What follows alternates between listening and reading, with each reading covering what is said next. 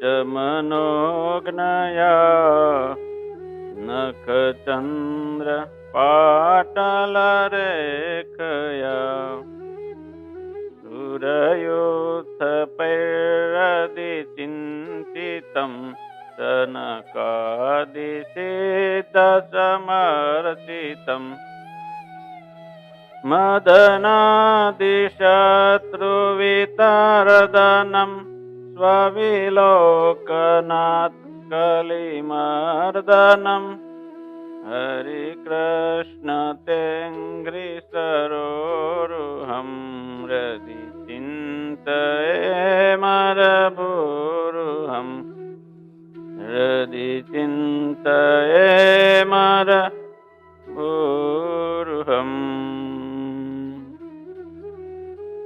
ॐ नमः श्री परमहंसास्वादित चरणकमलचिन्मकरन्दाय भक्तजनमानसनिवासाय पुराणपुरुषोत्तमाय अवतारिणे श्री स्वामिनारायणाय नमो नमः। श्री हरे कृष्णाय घनश्यामाय नीलकंठाय श्री सहजानंद स्वामिने नमो नमः। बोलो श्री स्वामिनारायण भगवाननी जय। इष्टदेव भगवान श्री स्वामिनारायण, प्रातः स्मरणीय गुरुजनों, संतो, सौ श्रोताजनों, भक्तों ने भावथी जय स्वामिनारायण। श्रीमद् भगवद गीता ज्ञान सत्र अध्याय 8 अक्षर ब्रह्म योग। ગયા સત્રમાં અંતકાળે મૃત્યુ સમયે જેવું સ્મરણ હોય તેવી ગતિ થાય છે, આ વિષય ઉપર વિસ્તારથી ચર્ચા થઈ હતી અને અંતમાં ભગવાને એવું કહ્યું હતું કે અંતકાલે ચ મામેવ સ્મરણ મુક્ત્વા કલેવરમ, અંતકાલે મામેવ સ્મરણ કલેવરમ મુક્ત્વા મદભાવમ યાતિ। મૃત્યુ સમયે મારું સ્મરણ કરતા કરતા જે શરીર છોડે છે, કહેતા કે મૃત્યુ પામે છે તે મને જ પામે છે, મારા ભાવને કહેતા મારા ધામને પામે છે। આજે તેના ઉપર થોડી ચર્ચા કરીને છેલ્લી ઘડીએ પ્રભુનું સ્મરણ રહે એ માટેનો રસ્તો કયો હોઈ શકે એનો જવાબ ભગવાન આપે છે, એ ચર્ચા કરીશું।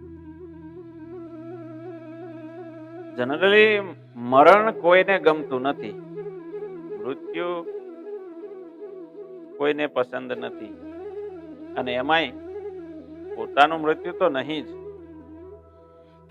અને એટલા માટે એના વિશે વિચારવાની પણ આપણને અનિચ્છા હોય છે। પરંતુ ક્યારેક તો મરણ તો બીજાઓને જ છે, પોતાને મરણ તો આવવાનું જ ન હોય એવું માનવામાં આવે છે। માનવી મરણથી દૂર ભાગવાનો પ્રયત્ન કરતો હોય છે। મૃત્યુ અનિવાર્ય ઘટના હોવા છતાં તેનો સ્વીકાર કરવાનું ટાળતો હોય છે। વાળ ધોળા થાય તો માણસ કલર કરાવે છે, મોં પર કરચલીઓ પડે તો પ્લાસ્ટિક સર્જરી કરાવે છે અને યુવાન દેખાવાનો પ્રયત્ન કરે છે। માણસ ઘડપણને સહજતાથી સ્વીકારી શકતો નથી। વાળ ધોળા થવા, કરચલીઓ પડવી, મોઢામાંથી દાંત વિદાય લે વગેરેની જે ઘટનાઓ બને છે એ પ્રકૃતિ તરફ મળતી માણસને નોટિસો છે। પહેલી નોટિસ આવે છે, વાળ સફેદ થાય છે, કરચલીઓ પડે છે, અને ગઢપણમાં દાંત પણ નીકળી જતા હોય છે. આ બધી નોટિસો છે અને એમ કે છે કે ભાઈ હવે સંકેલો કરો. તમારો અંત તમારી તરફ ઝડપથી આગળ વધી રહ્યો છે. હવે પાછા વળો. આ બધામાંથી કંઈક બોધ લ્યો. અને આપણે આ બધામાંથી બોધ લેવાના બદલે પોતાનો દેખાવ બદલવાનો પ્રયત્ન કરીએ છીએ. ત્યારે શાસ્ત્રો કહે છે કે મૃત્યુ માટેની તૈયારી દરેક મનુષ્ય કરવી જોઈએ, કારણ કે અનિવાર્ય છે, ન નિવારી શકાય એવી ઘટના મૃત્યુ છે. અને આખરી ક્ષણ આપણી મૃત્યુ પછીની ગતિ નક્કી કરે છે. છેલ્લી ઘડીએ એવો ભાવ મનમાં હોય છે કે આ જીવન પછીના જીવનની ગતિ એ નક્કી કરે છે. એ સાચું છે, પરંતુ આપણું સમગ્ર જીવન આપણી આખરી જીવનની આખરી ક્ષણની ભાવનાનો નિર્ણય કરે છે, તે પણ ભૂલવું ન જોઈએ. જીવન દરમિયાન આપણે જે કંઈ કર્યું હોય એ જ આખરી ક્ષણે યાદ આવશે, અને એ પ્રમાણે જ આગળનું આપણું જીવન હશે. આ પણ યાદ રાખવું જરૂરી છે. જો ઈશ્વર પરાયણતા આપણો સ્થાયી ભાવ ન બને, ભગવાનનું ભજન સતત ચાલુ ન રહી શકે, તો આખરી ક્ષણે ઈશ્વરમય બનવાની આશા છોડી દેવી જોઈએ. આખી જિંદગી જેમણે ભગવાનનું ભજન નથી કર્યું, ક્યારે મંદિરમાં નથી ગયા, સમયા ઉત્સવો એટેન્ડ નથી કર્યા, ક્યારેય કોઈ પણ દેવના પાટોત્સવમાં નથી ગયા, પુણ્યમો ક્યારે નથી ભરી, સત્સંગ નથી કર્યો, તેને અંતકાળે ભગવાનનું સ્મરણ કેવી રીતે થશે? જેને જીવનભર ફાફડા ને જલેબી જ મોજથી ખાતા હોય, એને છેલ્લી ક્ષણે ફાફડા ને જલેબી જ યાદ આવવાના છે. જે લોકો સંપૂર્ણ જીવન દરમિયાન સાંસારિક કાવા દાવોમાં જ રચ્યા પચ્યા રહેતા હોય, તેને અંતકાળે એ સાંસારિક કાવા દાવા જ યાદ આવશે. ઘણા લોકો જીવનભર વેરના જ વાવેતર કરતા હોય છે, અને મરતી વેળાએ દીકરાઓને પણ કહેતા જાય છે કે ફલાણાનું તમે જ્યારે ખૂન કરશો ને, ત્યારે જ મારા જીવને શાંતિ થશે. જીવનનો સ્થાયી ભાવ વેર હોય તો છેલ્લી ક્ષણે વેરની વાત જ હોઠ પર આવે છે, અને છેલ્લી ક્ષણે મૃતકની દશા શું હોય છે, કોને યાદ કરતા હોય છે? છેલ્લી ક્ષણે મોટા ભાગના જે સંસારિક જીવાત્માઓ હોય છે, એ સગા સંબંધીઓને યાદ કરે છે, દીકરીને યાદ કરે છે. દીકરી વાલી હોય તો દીકરીને યાદ કરે, દીકરીને બોલાવી લો ને, છેલ્લી વખત હું એને મોઢું જોઈ લઉં. અથવા તો એમ કે છે કે દીકરો બાર બીજા શહેરમાં નોકરી કરે છે, તો એને બોલાવી લો ને, છેલ્લી વાર હું એનું મોઢું જોઈ લઉં. દીકરાના દીકરા નાના હોય તો એને પાસે બોલાવે, એનું મોઢું જોવાની ઈચ્છા રાખે. આવી રટણા આખરી ક્ષણે સંસારી જીવને હોય છે, તેથી તેનો મોક્ષ થતો નથી, સંભવ જ નથી. છેલ્લે જો ભગવાનનું રટણ હશે તો જ આત્માનું કલ્યાણ છે. અંતે જેનું સ્મરણ રહે તેને ત્યાં કોઈને કોઈ સ્વરૂપે ફરી પાછા આ ભવાટવીમાં, આ સંસારની અંદર પાછું આવવું પડે. અંતકાલે જેવું સ્મરણ હોય, છેલ્લી ઘડીએ પ્રભુનું સ્મરણ રહે, તો પછી છેલ્લી ઘડીએ ભગવાનનું સ્મરણ રહે. એના માટે કોઈ રસ્તો ખરો? ત્યારે ભગવાન જવાબ આપતા કહે છે, તસ્માત સર્વેષુ કાલેષુ મામનુસ્મરયુત્યત મય્યર્પિત મનોબુદ્ધિર મામે વૈશસ્ય સંશયમ. ભગવાન કહે છે કે અર્જુન, તેથી સર્વકાળે હરતા ફરતા, હલતા ચાલતા, ખાતા પીતા દરેક ક્રિયામાં મારું સ્મરણ કર અને યુદ્ધ કર. યુદ્ધ કરતા કરતા પણ તું મને ના ભૂલીશ. એ રીતે મારામાં અર્પણ કરેલા મન અને બુદ્ધિ વડો તું મને પામીશ, એમાં કોઈ સંશય નથી. તસ્માત સર્વેષુ કાલેષુ, આ શબ્દનો ભાવાર્થ કેવળ સ્મરણ સાથે છે, યુદ્ધ સાથે નહીં. કેમ કે યુદ્ધ સર્વકાળમાં શક્ય નથી.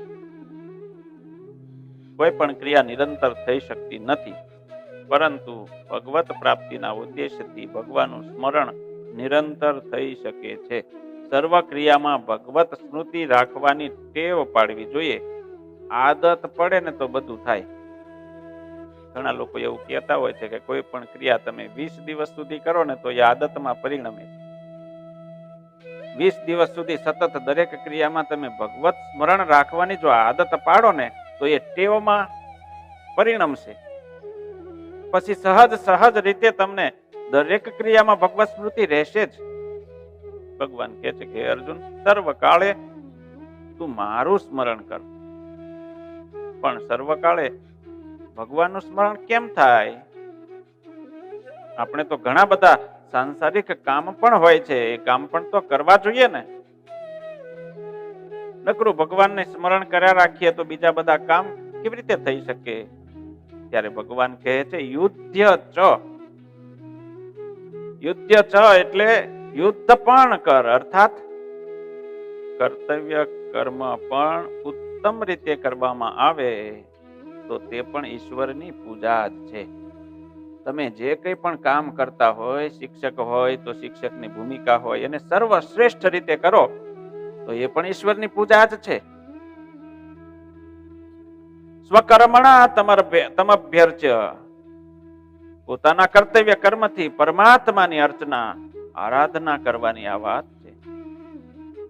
જેમ માળા ફેરવતી વખતે માળાનો પ્રત્યેક મણકો ઈષ્ટદેવના સ્મરણનું નિમિત્ત બને છે, અર્થાત પ્રત્યેક મણકો આપણું ધ્યાન ઈશ્વર તરફ દોરવાનું સાધન બને છે. મનને ઈશ્વરમાં જોડવાનું સાધન છે માળા. માળા શું કામ આપણે કરીએ છીએ? એ તો ઈશ્વર તરફ માળા આપણને લઈ જાય છે. પ્રત્યેક મણકે ઈશ્વરની સ્મૃતિની એમાં ભાવના છે. એવી જ રીતે કામ કરતી વખતે ઈશ્વરનું ભાવપૂર્વક સ્મરણ કરવાની આદત પાડવામાં આવે તો આપોઆપ કામ કરતા કરતા ઈશ્વરનું સ્મરણ થયા જ કરશે. મય્યા અર્પિત મનોબુદ્ધિ, મન અને બુદ્ધિ મને અર્પણ કરીને સર્વકાળે મારું સ્મરણ કર. અહીં આપણને એમ થાય કે કામ કરતી વખતે તો કામમાં જ મન પરોવવું પડે ને, અને તો જ એ કામ જે આપણે કરીએ છીએ સારી રીતે થઈ શકે. એનો જવાબ છે તે કામ ઈશ્વરને પ્રસન્ન કરવા માટે હશે તો ઈશ્વરનું સ્મરણ રહેશે જ. કોઈ પણ આપણે કામ કરીએ તો એમાં ભગવત પ્રસન્નતાની જો ભાવના હશે તો ભગવાનની સ્મૃતિ આપોઆપ રહેવાની જ છે. જેમ કે કાર ચલાવતી વખતે brake, steering, gear, clutch, accelerator, કોઈક આડું આવે તો હોર્ન વગાડવામાં, બાજુમાં કોઈ બેઠું હોય તો એની સાથે વાતચીતમાં, બહાર કોઈ મનગમતી વ્યક્તિ દેખાય તો ત્યાં પણ જોઈ લેવાય છે. હાથ ઊંચો કરીને એનું અભિવાદન પણ કરીએ છીએ. છતાં ગાડી તો પૂરપાટ દોડતી જ રહે છે વ્યવસ્થિત રીતે. આટલા બધા કામ એક સાથે થાય છે તો પછી કામ કરતા કરતા ભગવત સ્મરણ થાય એના માટે ટેવ અને આદત પાડવી પડે. એ થાય જ. જેમ કે કોઈ પ્રિય વ્યક્તિ આપણા ઘરે આવવાના હોય, એ અત્યંત આપણને પ્રિય હોય તો એના આગતા સ્વાગતા માટેની તૈયારી કરતા હોઈએ, એના માટે ભોજન તૈયાર કરતા હોઈએ, પાગરણ પથારી તૈયાર કરતા હોઈએ, તો એ દરેક ક્રિયામાં સ્મરણ શું હશે કે ફલાણા વ્યક્તિ આવવાના છે, એના માટે આ બધું કરવાનું છે. એનું સ્મરણ સહેજે સહેજે એ તૈયારી કરવામાં રહેશે. એવી રીતે ભગવાન કહે છે કે પ્રેમ પૂર્વક તું મારું ચિંતન કર, સ્મરણ કર, અને તારું કર્તવ્ય કર્મ જે કંઈ પણ છે એને પણ સાથે સાથે કર. તારા કર્મને મારું સ્મરણ કરવાનો પ્રસંગ બનાવી દે. અહીં યુદ્ધ કરવાનું એટલે કે મન અને અંતઃકરણ સાથે યુદ્ધ કરવાની વાત છે. કર્તવ્ય કર્મ કરતા કરતા ભગવત સ્મરણ કરવું તેને યુદ્ધ કહેવામાં આવે છે. એમ પણ કહી શકાય કે જ્યારે મન શાંત હોય, મન પ્રસન્ન હોય, ત્યારે માત્ર ભગવાનનું સ્મરણ કરવું. અને મનમાં રજોગુણનો જ્યારે પ્રવેશ થાય, રજોગુણ એટલે એમાં આપણને કોઈ ક્રિયા કરવાનું મન થાય. રજોગુણ એટલે પ્રવૃત્તિ કરવાની ઈચ્છા થાય. ત્યારે કામ કરતા કરતા સતત ભગવાનનું સ્મરણ રાખવું. ભગવાનના સ્મરણની ધારા જળવાઈ રહે તે માટે જે યોગ્ય હોય તે બધું જ કરવું, એ અહીં કહેવાનો અભિપ્રાય છે. હે અર્જુન, અસંશયમ, તું આ વિષયમાં સંશય ન કરીશ. સંશય રહિત થઈને તારા મન બુદ્ધિ મને સમર્પિત કરી દે, પછી બીજું કાંઈ સમર્પણ કરવાનું રહેશે જ નહીં. માટે સંશય છોડીને મને સમર્પિત થઈ જા, આમ ભગવાન અર્જુનને કહે છે. જ્ઞાની ભક્તની અંતકાળના સ્થિતિ ગમે તેવી હોય, જ્ઞાની તો અંતકાળ પહેલા જ ઈશ્વરને પ્રાપ્ત થઈ ગયેલા હોય છે. તેથી જ્ઞાની જે ભક્ત છે તેના મરણ સમયે કદાચ તે નિશ્ચેતન હોય, શરીરની શુદ્ધિ ના હોય, બેભાન દશામાં હોય, તેનું શરીર અને મન જડતાને પ્રાપ્ત થઈ ગયા હોય, તો પણ તેનું મૃત્યુકાળ સમયે સ્થાન પણ અમંગળ હોય, તો પણ જ્ઞાની ભક્તનું અમંગળ ક્યારેય થતું નથી. શાસ્ત્રમાં કહ્યું છે, તીર્થે સ્વપચ ગૃહે વા નષ્ટ સ્મૃતિરપી પરિત્યજન દેહમ જ્ઞાન સમકાલ મુક્ત કૈવલ્યમ યાતિ હત શોકઃ.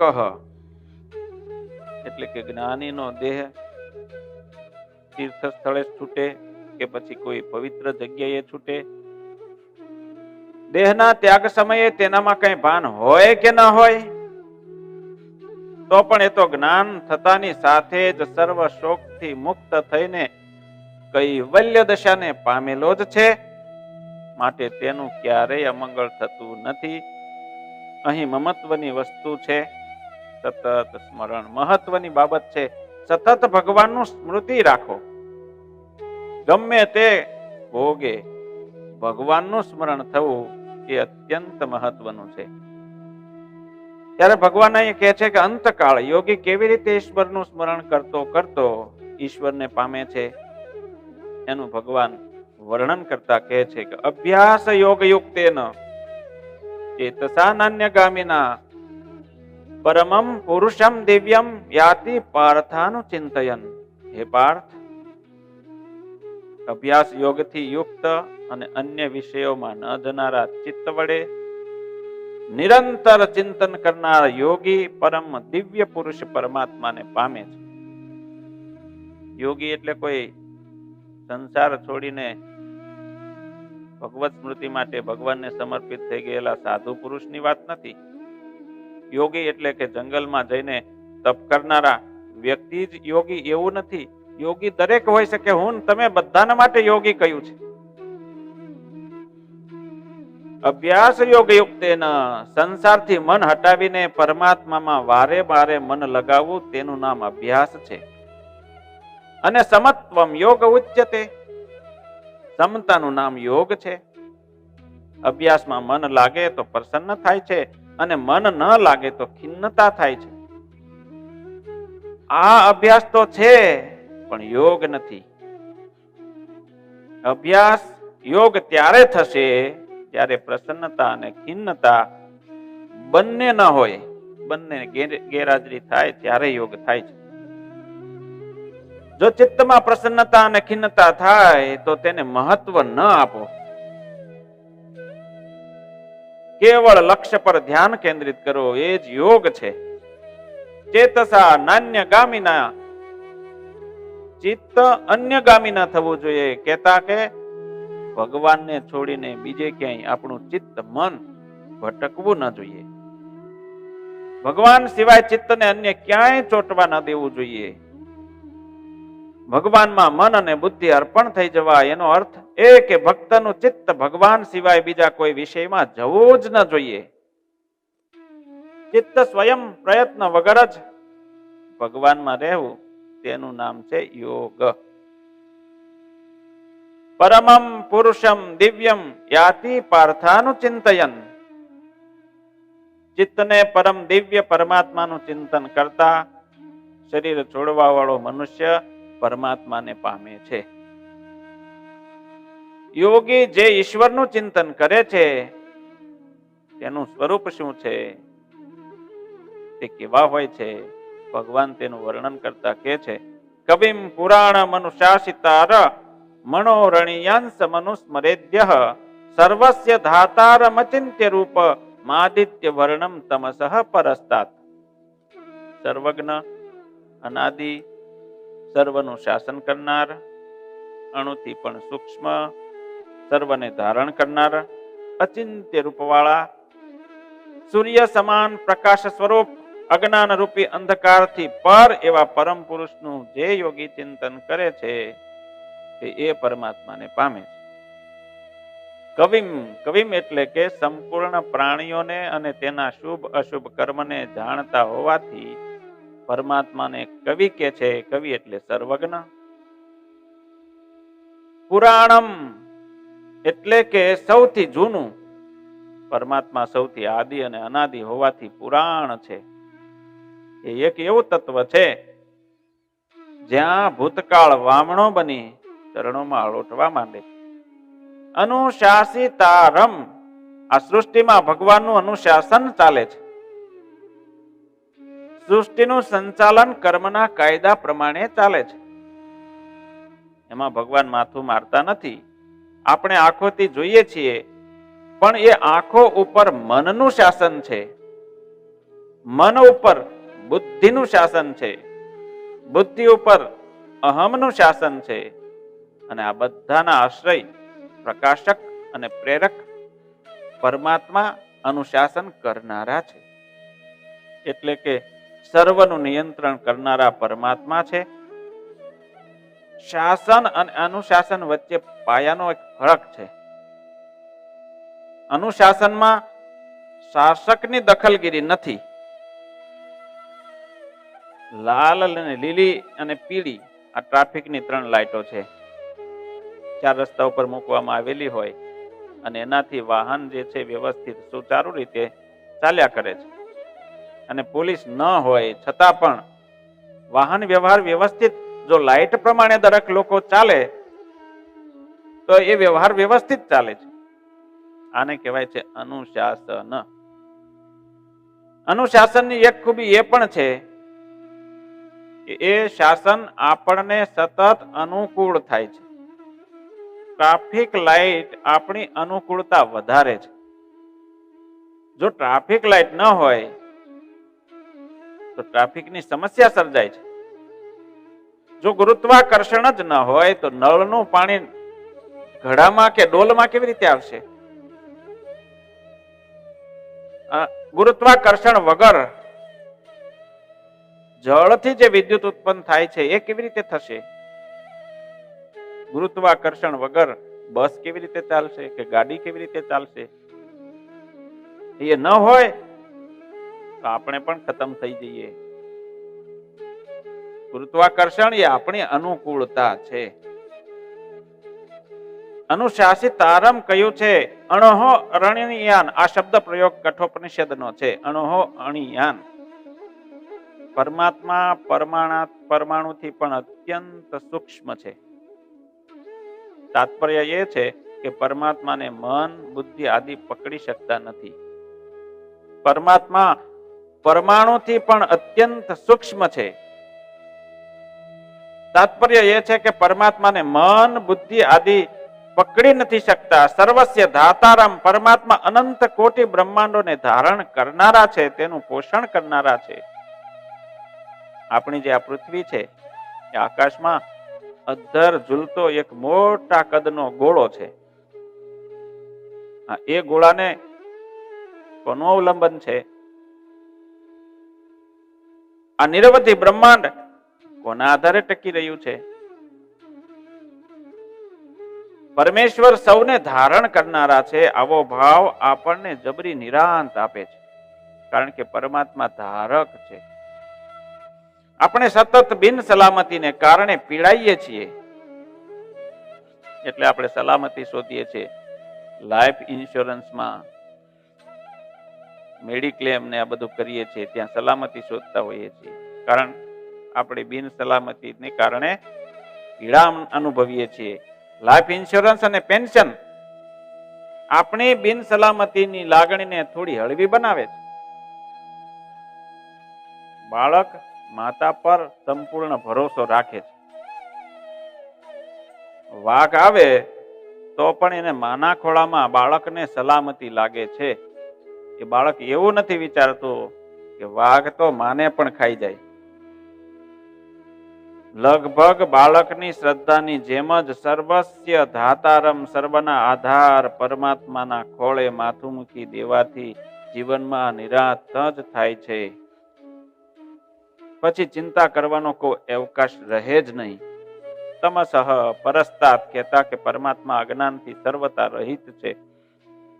આદિત્ય વર્ણમ, આદિત્ય એટલે સૂર્ય. સૂર્યનો વર્ણ કયો? તેજસ્વીતા એ સૂર્યનો વર્ણ છે. મનુષ્યની કલ્પનામાં સૂર્યથી વધારે તેજસ્વીતા સમાઈ શકે નહીં. એણે સૂર્યથી વધારે તેજસ્વી કશું જોયું જ નથી. અરે સૂર્યનું તેજ પણ એની આંખ ક્યાં ખમી શકે છે? આપણે સૂર્યની સામે કેટલી વાર જોઈ શકીએ?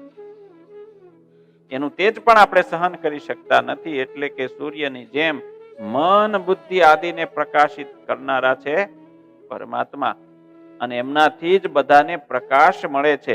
અચિંત્ય રૂપમ અનુસ્મરેત. તે પરમાત્માનું સ્વરૂપ અચિંત્ય છે, ઇન્દ્રિયાતીત છે. ઇન્દ્રિયાતીત એટલે વાક, પાણી, પાદ, પાયુ, ઉપસ્થ, શ્રોત્ર, ત્વક, ચક્ષુ, રસના, ઘ્રાણ, આજે આપણી 10 ઇન્દ્રિયો છે. એનાથી પર ભગવાનનું સ્વરૂપ છે. ઇન્દ્રિયાતીત એને કહેવાય છે. બિયોન્ડનેસ. પાણીને બેડામાં ભરી શકાય, પણ તડકાને બેડામાં કેમ ભરવો? પવનને પાલવમાં શી રીતે પૂરવો? ઈશ્વરના ખ્યાલને સમાવવા માટે આપણું ચિત્ત નાનું પડે છે, તર્ક ટૂંકા પડે છે, સમજણ ગોથું ખાઈ જાય છે. પ્રાણી માત્ર તે પરમાત્માની જાણકારીમાં છે. તે પરમાત્માની જાણ બહાર કશું જ નથી. પરમાત્માને બધાનું જ સ્મરણ છે. એવા પરમાત્માનું યોગી પુરુષો નિરંતર ચિંતન કરે છે. આવો જ યોગી છે. એ પ્રયાણ કાળે આ યોગીની કેવી સ્થિતિ હોય છે? આવો યોગી પુરુષ જ્યારે પોતાનો દેહ છોડીને વિદાય લે છે, ત્યારે એને કેવી સ્થિતિ હોય છે? એનો ઉત્તર કહેતા કહે છે, પ્રયાણ કાલે મનસા ચલેન ભક્ત્યા યુક્તો યોગ બલેન ચૈવ ભ્રુવોર મધ્યે પ્રાણમવેશ સમ્યક સતમ પરમ પુરુષમુપૈતિ દિવ્યમ. આવો જે યોગી પુરુષ છે, પ્રયાણ કાલે અચલ મન વડે ભક્તિ તથા યોગ બળથી યુક્ત થઈ બે ભ્રમરના મધ્યના ભાગમાં યથાર્થ રીતે પ્રાણને ધારણ કરીને એ પરમાત્માનું ધ્યાન કરે છે, એ પરમાત્માનું સ્મરણ કરે છે. અને એવા જે યોગી પુરુષ છે એ દિવ્ય પુરુષ પરમાત્માને પ્રાપ્ત કરે છે. ભક્ત્યા યુક્ત યોગ બલેન. જેણે પોતાના પ્રાણ પણ વિજય પ્રાપ્ત કર્યો છે એવો યોગી પ્રયાણ સમયે પોતાના પ્રાણને બે ભ્રમરની મધ્યમાં સ્થાપિત કરે છે અને એ જગ્યાએ પોતાનું મન એકાગ્ર કરે છે. ભગવાનની ભક્તિથી યુક્ત છે અને વળી દીર્ઘકાળના અભ્યાસને કારણે યોગનું, ચિત્તની એકાગ્રતાનું, સમાધિનું બળ તેને પ્રાપ્ત થયેલું હોય છે. અને એના કારણે તેથી મરણ સમયે પણ એનામાં વ્યાકુળતા નથી.